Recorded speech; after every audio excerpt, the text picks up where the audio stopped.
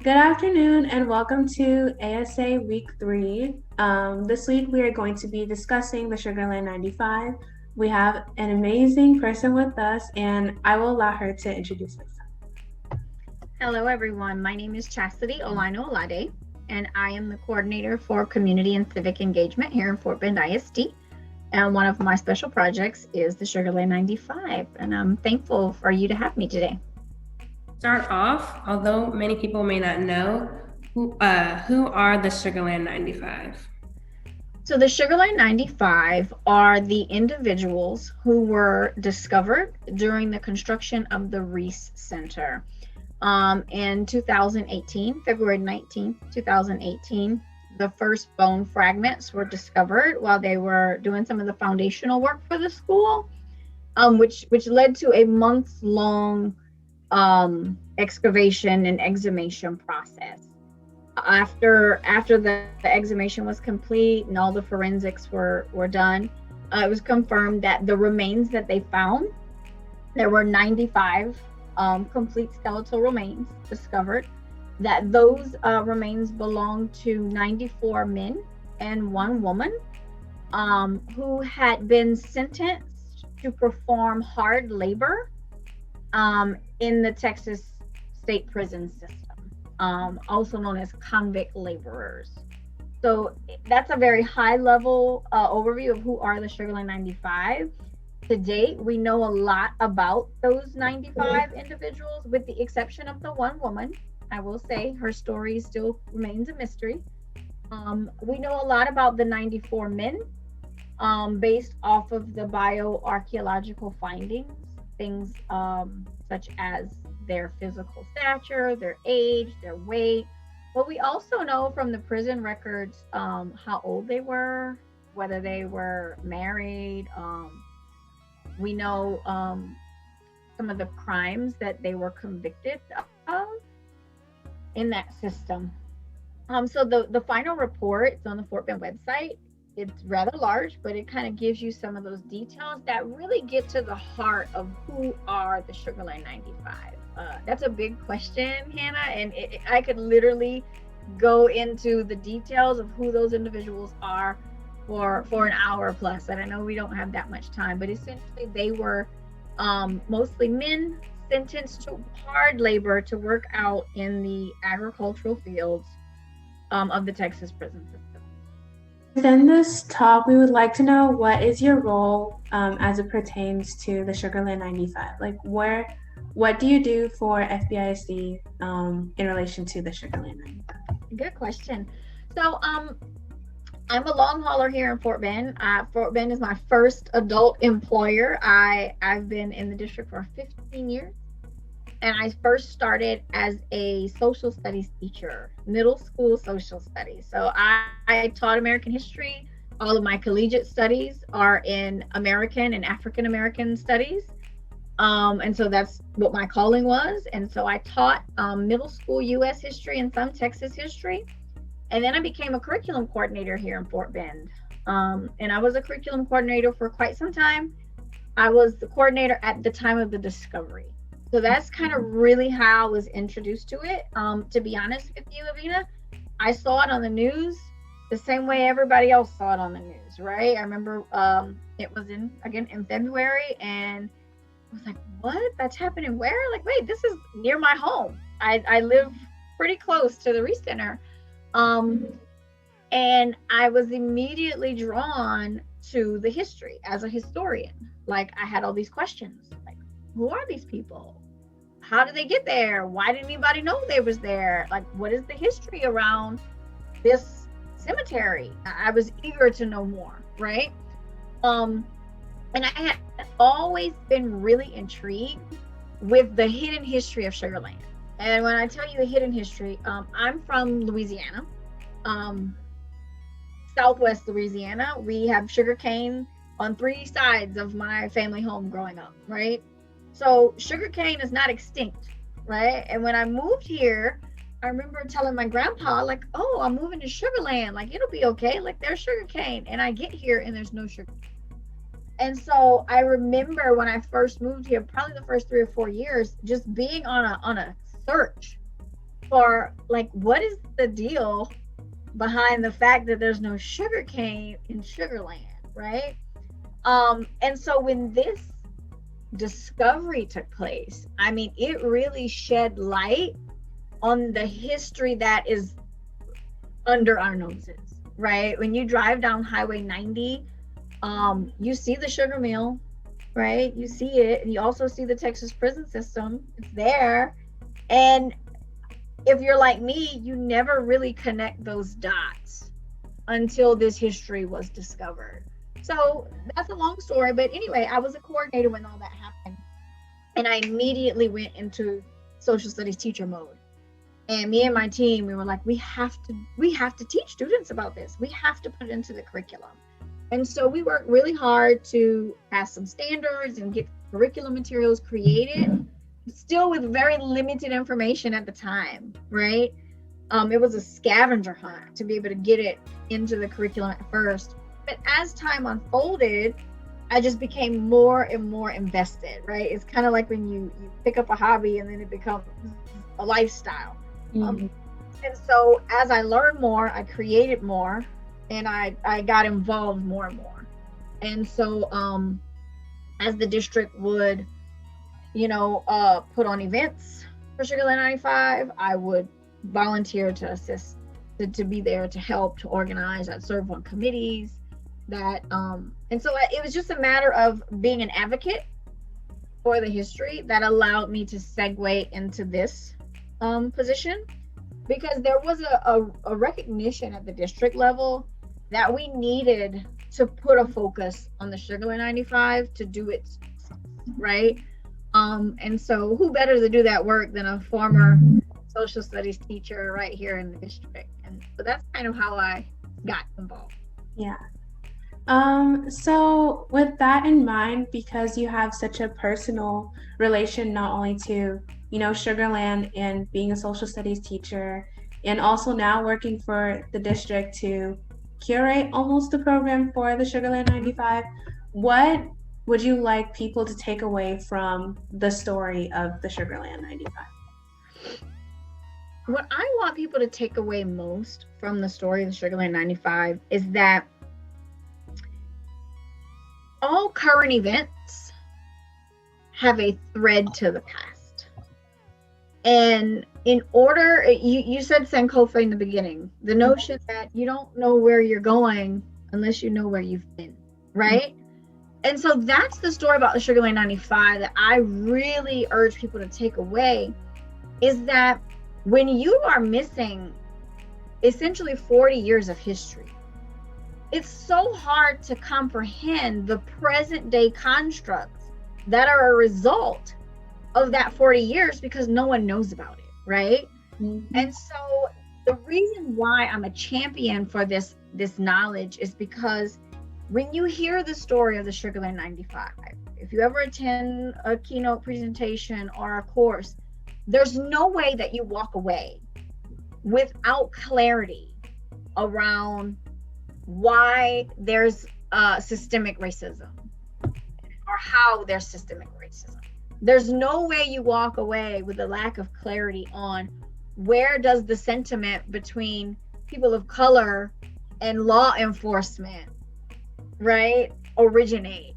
So many people think that that's like something that's made believe, right, or just based off of pop culture perception.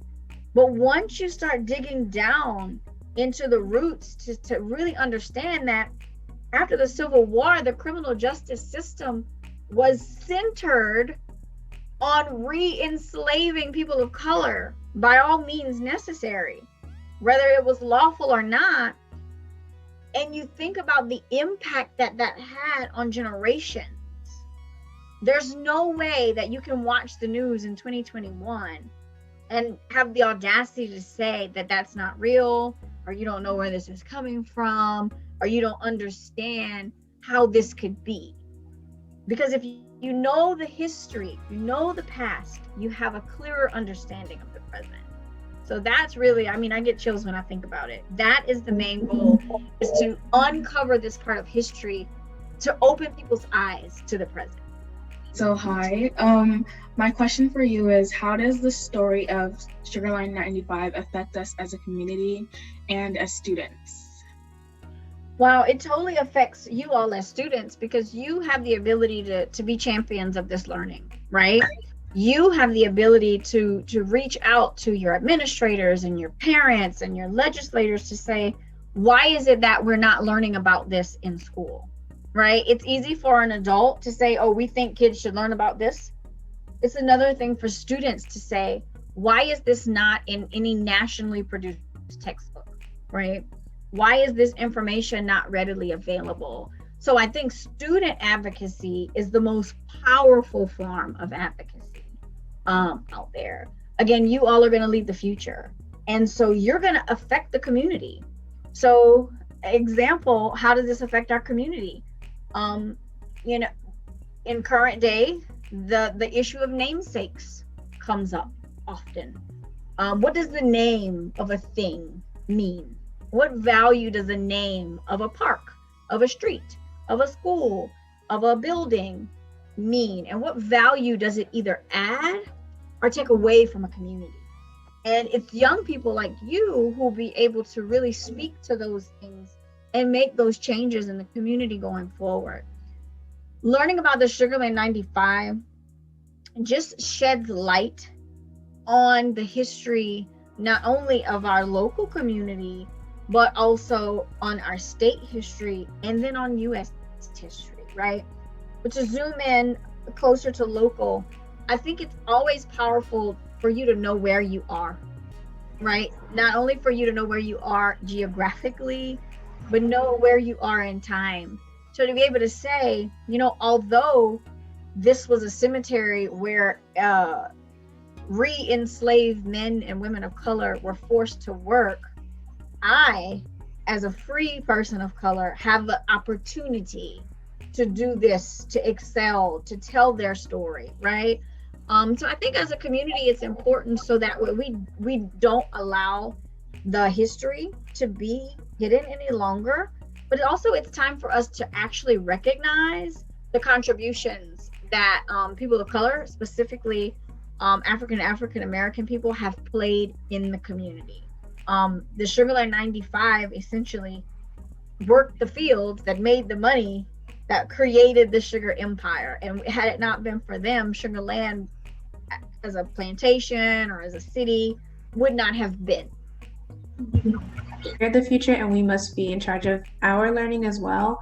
How is the district planning on integrating the Sugar Land 95 into our curriculum? So in 2019, we actually created a local standard that would allow for the Sugar Land 95 to be integrated in specific courses where Texas history and US history was taught, right? So that's 4th grade, 5th grade, 7th grade, 8th grade, and high school US history. So 4th grade and 7th grade are both Texas history. So we've inserted lessons on the Sugar Land 95 into the Reconstruction unit. If you study Reconstruction, you'll learn all about sharecropping and tenant farming. Well, that Venn diagram is now a 3 Venn diagram because there was a third economic system. It wasn't just sharecropping and tenant farming, it was also convict leasing, right? So we've added that to Texas history Reconstruction. In US history, with this 5th grade and 8th grade, to the very end of the school year, we've inserted Sugar Land 95 again, post Reconstruction, to let them know, like, okay, this is what happened, Reconstruction and beyond, as a buffer to where their course would naturally end, right? And then in high school US history, interesting. So if you actually, like, this is a little exercise that I've done. If you take a middle school US history book and you put it side by side with a high school US history book and you see where one ends and the other one begins, there's a lot of information that's missing. And this period of time is missing, right? And so high school curriculum typically picks up US history, like closing the frontier, and then jumps into like the progressive era, right? Well, the progressive era is when convict leasing got abolished. How can we talk about something being abolished if we never talked about what it was? High high school U.S. history, it's been inserted into the very first unit of instruction at the very beginning of the school year. And so this would have been the first full school year that it was integrated. So we're hoping that as people become more familiar with the curriculum, as more teachers become familiar with the content, the lessons will get more robust and more rigorous over time. And then one of the biggest things I'm super excited about is we were able to write an amendment to the Texas State Board of Education to get convict leasing in the Sugar Land 95 specifically named in the standards for the African American Studies course. Oh, wow. So Sugar Land 95 and the system of convict leasing has its own teak in the Texas standards for the African American Studies course. So although people say, well, it's African American Studies, it's an elective, that is a major launching point, be it that Texas is as influential as we are on a national education platform, right? So the goal is, okay, we got Texas, African American Studies, now we need to lobby for other states to integrate it into their African American Studies. And then we also, in tandem, need to be lobbying that this be integrated into national standards for social studies. So we have a way to go, but we're going. I was wondering if you could go a little bit more into what is convict leasing, because I feel like maybe like a lot of students are not sure. So do you mind clarifying what that is? Sure, absolutely. I'm a history teacher, so of course I'll explain what convict leasing is. So of course everybody knows 1861 to 1865 was the Civil War, right? North versus the South. We know how that ended. Some people challenge how that ended, but we know how that ended. And essentially the 13th Amendment abolished slavery, right? We know that Abraham Lincoln passed the Emancipation Proclamation during the Civil War, which freed slaves essentially in the South. And we even know Juneteenth, which was right there in Galveston, although it was months after the war was over. That's when slaves in Texas realized that they were free, right? Well, the 13th Amendment is a very interesting piece of legislation because you have to have close reading skills to understand what the 13th Amendment actually says. And the 13th Amendment says that slavery nor involuntary servitude, except as a punishment of a crime, whereas both parties have been duly convicted, should be allowed in the United States of America. So it's between those commas, right? That phrase that you need to learn how to read between the lines. Mm-hmm. But it's the clause, except as a punishment of a crime, that essentially allowed the enslavement of colored people to take life under a new name, right? So it was still forced labor. You didn't have a choice. You still had no ownership of yourself, your property, your personal being, right? And someone profited off of your work. So therefore, it's still slavery, just under a new name. Yeah. So after the Civil War, the Texas State Prison was in shambles, such as many other organizations and entities and plantations around the state, right? And this was not unique to Texas. This was kind of across the South, right? It was devastated. And so the state of Texas began the process of leasing the convict population out to private companies. In its early phases, it was really just for like rebuilding of infrastructure, particularly the railroads, right? Well, that early system didn't last very long. Lots of corruption involved. And that's where Ellison Cunningham comes in, because the state decided to kind of eradicate that early form of convict leasing where they were leasing them out to corporations. And they decided to allow private citizens to put out a bid to own the prison system, own and operate, right? So we're essentially going to just hand it over to the person who's most qualified and capable. And so Ellis and Cunningham, who were not from Fort Bend, by the way, they were from other parts of the state, had come in and had started acquiring lots of land from local farmers who had fallen on hard times, right? And they acquired substantial amounts of land. Cunningham had 12,500 acres of what was once the original sugarland plantation. And Mr. Ellis had over 5,000 acres that he renamed Sertarsha, right? It used to be the Hodges Bend League. Are these names starting to ring a bell? So he renamed his parcel of land Sertarsha after his daughter. Mr. Ellis and Mr. Cunningham both submitted bids proposals to the state, and although they weren't partners, they got accepted as joint operators of the entire Texas prison system. Wow. It was during those 5 years that they operated the prison system that they had pretty much total control over the Texas prison population.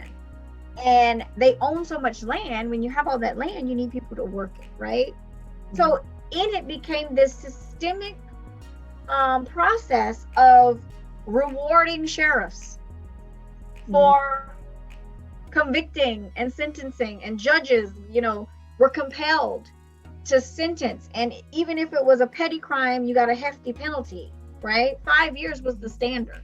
5 years for theft at a grocery store was the standard, and it was 5 years hard labor.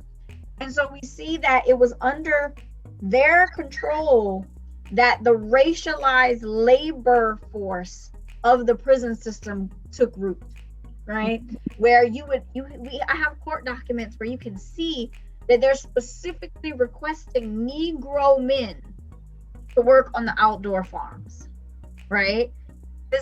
The ledgers for a convict lease purchase look very similar to a bill of sale of an enslaved person. The only difference is the insignia is from the prison system. So these individuals, again, men from around the state, neighboring states, would be arrested, sometimes for things that aren't even considered a crime today by today's standard. Vagrancy was very common. To be a vagrant essentially means to be unemployed and kind of hanging around, right? Well, if you were previously enslaved and you no longer wanted to be a slave and you decided to walk off of the plantation, you were by default a vagrant, right? And so vagrancy was one of the most common offenses, followed by petty theft. And heavy penalties were placed specifically on the theft of farm supplies and farm animals. Again, people say, well, why farm animals? But think about it. If you were an enslaved person and you worked on a farm your whole life, your only way of maintaining any sort of livelihood as a free person is to engage in agricultural work. But nobody gave you a starter kit. So where am I going to get a shovel from to be able to plant seeds? Where am I going to get seeds from, right? And so the legal system was well aware of that situation. So theft, although by today's standard might seem petty, it was heavily punished, right? And so when we look at the records for the individuals in the Texas prison system, 5 years was the common sentence, and the age range by the Sugarland 95 standards, right? The age range was 19 to 24. So we're talking about young men trying to get a start in life, right? Who ended right back up into that system. And they were made to work sun up, even past sundown, year round, inadequate fooding, inappropriate clothing, no medical attention. I'll end on the final note that if you think about slavery as an enslaved person, your owner was compelled to care for you to some degree. You were an investment, right? They paid for you. So if they wanted to profit from your labor, they were obliged to make sure that you were fed, that you had clothing, that you had shoes. If you fell sick, it was not uncommon for them to give you medical attention. Whereas a convict laborer was easily replaced. if one dropped in the field, they would replace them. You call up to Huntsville, and another one would be there in short notice. The overhead was extremely low, and it was not as much of a liability as it once as a slave was an asset, right? I could tell by Hannah and Teslimah's faces that we were all connecting the dots, because we've heard all these names for so many years and never have been able to connect, like how they relate to the story of our city and everything. So with this, we wanted to like kind of shift gears more towards the beginning. So when did Fort Bend ISD purchase the site where the remains were found, and what studies were done on the site as soon as it was purchased? Awesome. So there is actually a long timeline, and I'm referencing the timeline, Abena, because my mental Rolodex, I don't have all the specific dates, but I want, if you can always cross-reference the timeline on the Sugar Land 95 webpage, okay? But the district purchased the land in 2011 from Newland Development. I think it's the developing company who built Telfair neighborhood, because that area was once all part of what was intended to be Telfair. So they purchased the land in 2011, and just like with any other land purchase, there's routine procedural things that have to be done, land surveys, archaeological surveys, up to standard. And from my knowledge, all of those things were conducted between 2011 with the land purchase through 2017 when they actually broke ground, right? It wasn't until 2014 that they even knew the site plan for what was going to be there. So based on that timeline of the land purchase and kind of the background, the required surveys and studies were conducted. It wasn't until 2017 when a local advocate in the area, who was the steward of the old Imperial Cemetery farm, it's on that road by Starbucks if you're on 90. There's another cemetery. It's a convict lease cemetery, but it post-dates the convict leasing era. Does that make sense? It's after the window of convict leasing that most of those individuals were buried, but they still worked at the central prison. There's even some guards buried there, a few convicts. It doesn't have the same profile of the Sugar Land 95 burial. And so it wasn't until 2017 when the steward of that cemetery, based off of his own archive research, called the Texas Historical Commission to say that, he believed that somewhere in that area there was another cemetery but was unmarked. That Fort Bend was, they're kind of the lights came on, and they hired an archaeological firm to be on site during construction, which is not the norm. I've always wondered, like, when did this all start? Like, when was, because the discovery always has like a pre-discovery, right? That I have is, how and when did Fort Bend ISD locate human remains at the James Reese Tech Center? So how and when? I can go back to the when. Remember that I said the first bones were discovered February 19th, right. 2018. So again, we're coming upon the 3-year anniversary of that. And when they first found the first bones, of course, like anybody would be at a site, are these animal bones? Were they Native American bones? Because the bones were found with deposits from, had some other like prehistoric materials, shells and things of that nature. Mm-hmm. So there were all these questions and wonderings around what are these? And so after they were sent off, those first 2 bone fragments, it was confirmed that they were human, right? So then it was like, okay, well, where's the grave? And luckily we had the archaeological firm on site. So it wasn't like we had to call that they were there and immediately knew what procedures to take, right? So construction stopped. And at that point, a full archaeological, something like you'd see on TV, resumed, right? And so you had bioarchaeologists, forensic specialists, a whole crew of individuals who came out there, and they first started to identify full grave shafts, right? So at first they thought maybe they had just one lone grave, and then it was like, well, maybe it's a small family plot. But using their techniques of, you know, how far out from one grave should you go to find another, right? All those scientific things. Over the course, they just kept finding more and more and more. Each grave was carefully unearthed. The remains from each grave were cataloged with the number of the grave shaft, so that way nothing ever got lost, right? And once they were exhumed for study, they were reinterred exactly where they were found, right? Again, to make sure that there's nothing got lost in that very complicated process. So if you actually go out there today, I get this question all the time. It's like history mystery, right? The graves are numbered, but they're not numbered 1 through 95, right? They actually go all the way to 101. And I get that, well, we call them the Sugar Line 95. Why are they 101? We need to remember the complexity of the excavation process. And in that, we want to ensure that if we found a remain right here, it's cataloged and it's chronicled exactly the way in which we found it, right?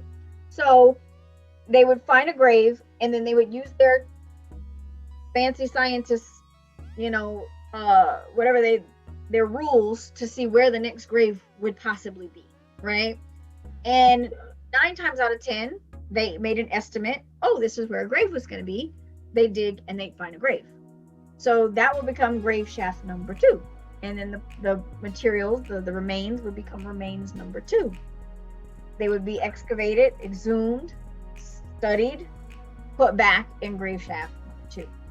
And every now and again, like number 17, there's a scientific reasoning would say that there should be a grave shaft there. When you dig, there's no grave, right? But you still have a grave shaft. So that grave shaft still got its original number. Does that make sense?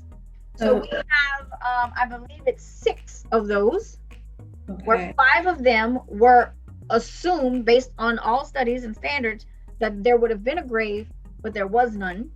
Mm-hmm.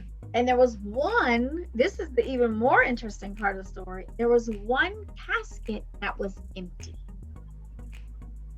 So we had a grave shaft and a casket with no body in it.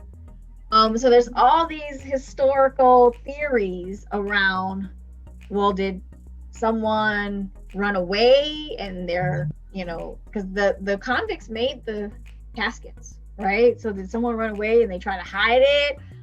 Did someone commit murder and try to hide it? Like, why is there an empty casket buried in the ground, right? So there's 6 of those. If I show you the overhead map, it goes from 1 to 101. And that's why, because there's 6 that did not have remains. Will Fort Bend ISD memorialize these individuals and teach future generations about the piece of forgotten history? That's my favorite question, because in the grand scheme of things, we're right at the beginning, right? The time, although we're 3 years in, like we're at the beginning of the timeline. There's a lot left to do. The work that I do, I have 3 primary goals: education, obviously we're a school district, community engagement, and memorialization, right? And oftentimes they kind of interweave, such as what we're doing here today kind of crosses over from education into community engagement. But memorialization is a huge project, and it's one that we are in the process of really putting the proper channels in place to make sure that we can honor the Sugar Line 95 on the grandest scale that it should be honored. So on the memorialization side, from a museum exhibit, which is coming, it's in the works inside the Reese Center, to educational signs at the site. I hope to have a full site build out at some point where we have an outdoor classroom where people can come, a reflection area, an actual monument to be erected. There's the historical marker that we're currently working on. So there's so many pieces to this grand puzzle that I'm hoping to see take root and really develop over the course of the next 3 years, right? Because we've gained lots of headway on the education side. Again, there's still work to do. I won't stop until we get to the state and the national level in textbooks and educational resources. And then on the community engagement side, really making sure that we provide ways for our community to learn more about it and to then become engaged and involved once we have a memorial site, whether that's through community programs, special events, student tours. That's kind of the bigger vision. I did have actually one more extra question. You mentioned African American Studies. Can students take that within the district? Is that like a class or? Yes, so course selection, I believe it's supposed to open this week or next week, something along those lines. African American Studies as well as Mexican American Studies are 2 courses that Fort Bend ISD will be offering next school year as elective credit. It's a full year credit. The district is currently in the process of writing curriculum for those courses. Again, Sugar Land 95 is in there, right? So it's super exciting. And so I think, again, there's possibilities there. And I think students will have a huge role to play in how that course develops from campus to campus, from program to program. So I'm really excited about them offering it. I know a lot of teachers are excited. I get teachers emailing all the time saying, oh my goodness, like I need to know how I can teach this. I'm like, well, kids have to sign up for it first. So that's a point for you all to put a shameless plug. Like, hey, y'all know they're offering African American Studies next year. Yep. Yes, thank you. Does anyone have any questions that they would like to ask? Okay, then thank you so much for interviewing with us today and for taking the time out of your day to educate us and also our peers who are not here.